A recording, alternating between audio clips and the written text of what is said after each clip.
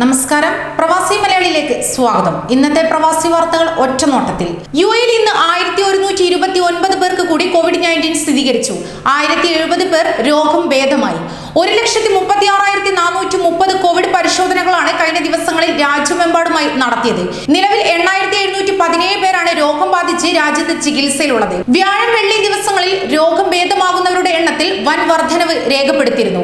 രാജ്യത്തെ ജനസംഖ്യയേക്കാൾ കൂടുതൽ കോവിഡ് പരിശോധന യുഎഇയിൽ നടത്തിയിരിക്കുന്നു.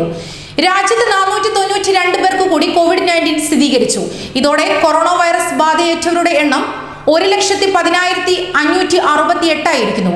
രാജ്യത്തിന്റെ വിവിധ ഭാഗങ്ങളിലായി 2,805 പരിശോധനകളാണ് നടത്തിയത്. ഇതോടെ ആകെ പരിശോധന നടത്തിയവരുടെ എണ്ണം 7,79,538 ആയി ഉയർന്നിരിക്കുന്നു. ഹർവാനിയ ഗവർണറേറ്റിൽ 110, അഹമ്മദി ഗവർണറേറ്റിൽ 134, ജഹ്റ ഗവർണറേറ്റിൽ 64, ഹവല്ലി 97, ക്യാപിറ്റൽ ഗവർണറേറ്റിൽ 87 പേർക്കുമാണ് കോവിഡ് കേസുകൾ റിപ്പോർട്ട് ചെയ്തത്. സൗദിയിൽ ഇന്ന് 407 പേർക്ക് കൂടി COVID-19 സ്ഥിരീകരിച്ചു. 24 പേരാണ് ഇന്ന് രോഗബാധയെ തുടർന്ന് മരണപ്പെട്ടത്. 513 പേർ രോഗമുക്തി നേടി. ഇതോടെ രാജ്യത്ത് ഇതുവരെ കോവിഡ് സ്ഥിരീകരിച്ചവരുടെ ആകെ എണ്ണം 3,38,539 ആയി ഉയർന്നിരിക്കുന്നു. 9,261 പേരാണ് നിലവിൽ ചികിത്സയിലുള്ളത്. 4,996 പേരാണ് ഇതുവരെ മരണപ്പെട്ടത്. 3,24,282 പേരാണ് ഇതുവരെ കോവിഡ് രോഗമുക്തി നേടിയത്. കോവിഡ് പ്രതിരോധ പ്രവർത്തനങ്ങളുടെ ഭാഗമായി ഒമാൻ സുപ്രീം കമ്മിറ്റി പ്രഖ്യാപിച്ച രാത്രി യാത്രാ വിലക്ക് ഇന്ന് നിലവിൽ വരുന്നതായിരിക്കും. ഒക്ടോബർ 24 വരെയാണ് രാത്രി യാത്രാ വിലക്ക് ഏർപ്പെടുത്തിയത്. ഈ കാലയളവിൽ രാത്രി 8 മണി മുതൽ പുലർച്ചെ 5 മണി വരെ ആളുകൾ പുറത്തിറങ്ങാൻ പാടുള്ളതല്ലെന്നും അധികൃതർ വ്യക്തമാക്കി. സൗദിയിലേക്കുള്ള കര, കടൽ, വിമാനത്താവളങ്ങൾ ഭാഗികമായി വീണ്ടും തുറന്നതോടെയാണ് 7 മാസത്തെ ഇടവേളയ്ക്ക് ശേഷം സൗദി അറേബ്യ വീട്ടുജോലിക്കാരുടെ റിക്രൂട്ട്മെന്റ് പുനരാരംഭിച്ചത്. മാനവ വിഭവശേഷി സാമൂഹ്യ വികസന മന്ത്രി അഹമ്മദ് അൽ രാജിയുടെ ഉത്തരവിനെ തുടർന്നാണ് നടപടി. മാർച്ച് 1 ശേഷം ജൂലൈ 12 വരെയുള്ള കാലയളവിൽ വിസ കാലാവധി അവസാനിച്ചവർക്ക് വിസ പുതുക്കാനോ രാജ്യം വിടാനോ ഉള്ള സമയപരിധി അവസാനിച്ച സാഹചര്യത്തിൽ ഇന്നു മുതൽ പിഴ ഈടാക്കി തുടങ്ങുമെന്ന് അധികൃതർ.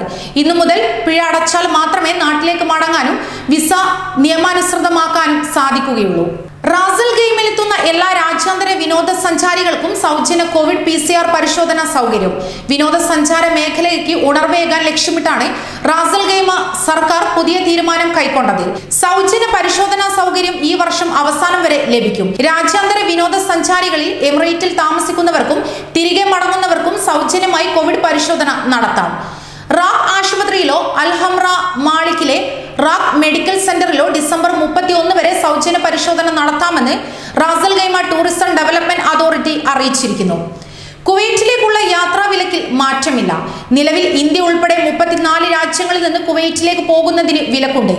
India, Indonesia, Armenia, Syria, Iraq, Lebanon, Iran, Bangladesh, Sri Lanka, Nepal, Chile, Italy, China, Brazil, Spain, Mexico, Panama, Peru, Afghanistan, Yemen, France, Argentina എന്നീ രാജ്യങ്ങൾക്കാണ് വിലക്ക് ഏർപ്പെടുത്തിയത്.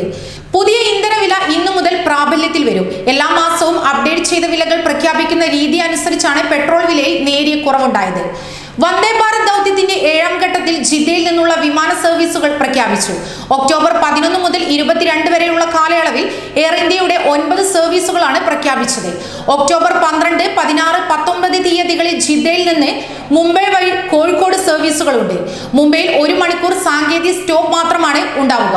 യാത്രക്കാർ വിമാനത്തിൽ നിന്ന് പുറത്തിറങ്ങേണ്ടി വരില്ലെന്ന് ജിദ്ദയിലെ ഇന്ത്യൻ കോൺസുലേറ്റ് അറിയിച്ചിരിക്കുന്നു. വൈകിട്ട് 5:10 പുറപ്പെടുന്ന വിമാനം പുലർച്ചെ 12:25 മുംബൈയിലെത്തും. അവിടെ നിന്ന് 1:25 പുറപ്പെട്ട് 3:20 കോഴിക്കോടെത്തും. ചാർട്ടർ വിമാനങ്ങളെ അപേക്ഷിച്ച് ടിക്കറ്റ് നിരക്കുകൾ വളരെ കുറവാണെന്ന് കോൺസുലേറ്റ് അറിയിച്ചിരിക്കുന്നു. മുതിർന്നവർക്ക് 1,061 റിയാലും 12 വയസ്സ് വരെയുള്ള കുട്ടികൾക്ക് 835 റിയാൽ, 2 വയസ്സിൽ താഴെയുള്ള കുട്ടികൾക്ക് 163 റിയാൽ എന്നിങ്ങനെയാണ് പുതിയ ടിക്കറ്റ് നിരക്കുകൾ.